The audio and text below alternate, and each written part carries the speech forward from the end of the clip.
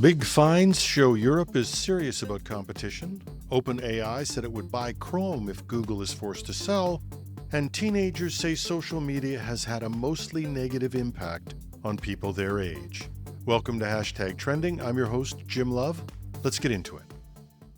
In a landmark enforcement of its new digital competition rules, the European Union has fined Apple 500 million euros, or about 570 million US dollars, and Meta 200 million or 220 million US dollars for violations under the Digital Markets Act. Apple was penalized for restricting app developers from directing users to cheaper alternatives outside its App Store, while Meta faced sanctions for forcing users to choose between personalized ads or paid ad-free experiences, infringing, according to the European Union, on their right to freely consent to data usage.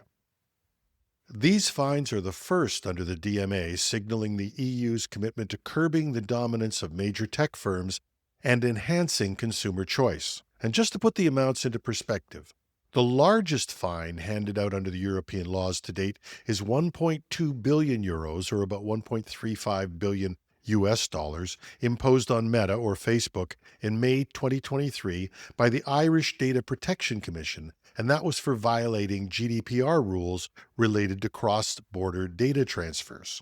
So, these are the first under the DMA, but they're pretty stiff fines. Both companies have been given 60 days to comply with the decisions or risk additional penalties.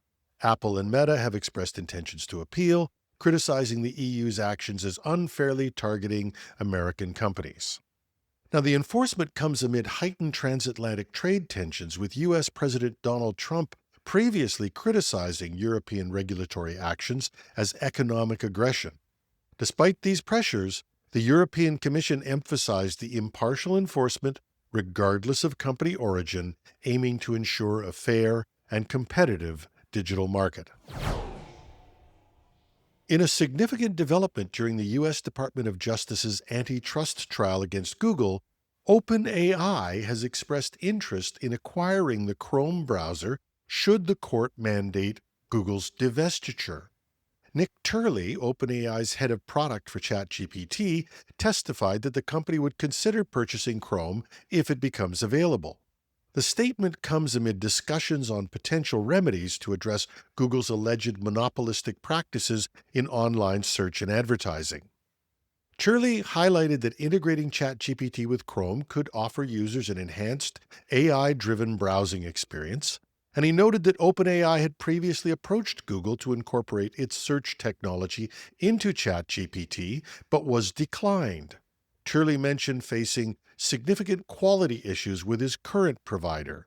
Now, he didn't name Microsoft Bing, that unknown provider of search services. We've talked about how the Microsoft OpenAI partnership may have some issues, but this is another little nugget of information. Anyway, back to our main story. The Department of Justice has proposed the sale of Chrome as one of the remedies to curb Google's dominance. While Google plans to appeal the ruling, the potential divestiture of Chrome, which holds a significant share of the browser market, could reshape the dynamics of online search and advertising. Right now, Google is clear Chrome is not for sale. But it also says that Chrome, essentially a free browser, couldn't survive on its own if it was forced to spin off. But OpenAI, with over 1 billion users and hundreds of millions of visitors per week? Wouldn't that be the ultimate?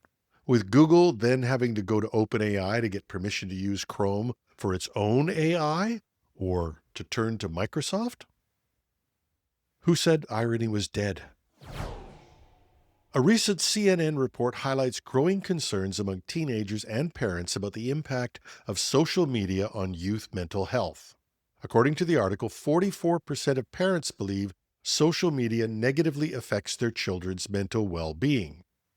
But even more surprisingly, nearly half of U.S. teens say social media has a mostly negative impact on people their age, and almost the same proportion say they're cutting back on social media use.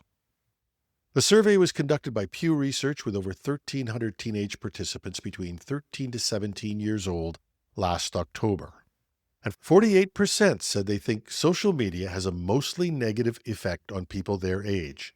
And that's up from 32% when Pew asked the same question in a different survey in 2022. That's a big jump from the last survey. Just 11% of teens today say they think social media is mostly positive for their peers.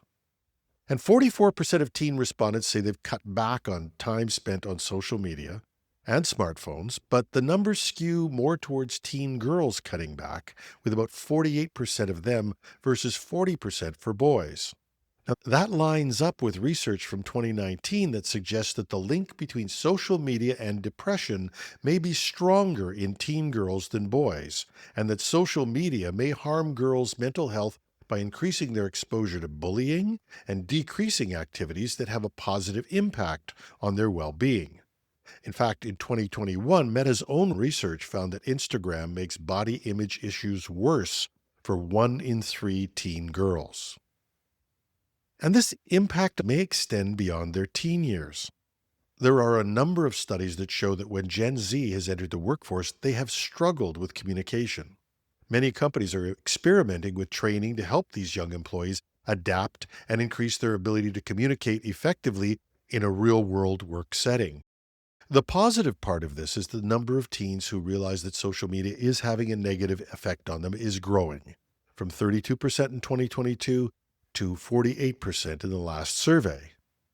But from watching social media interaction with adults in the past few years, especially around the past 2 elections in Canada and in the US, at least we can say that teenagers realize the damage that social media is doing to their ability to communicate.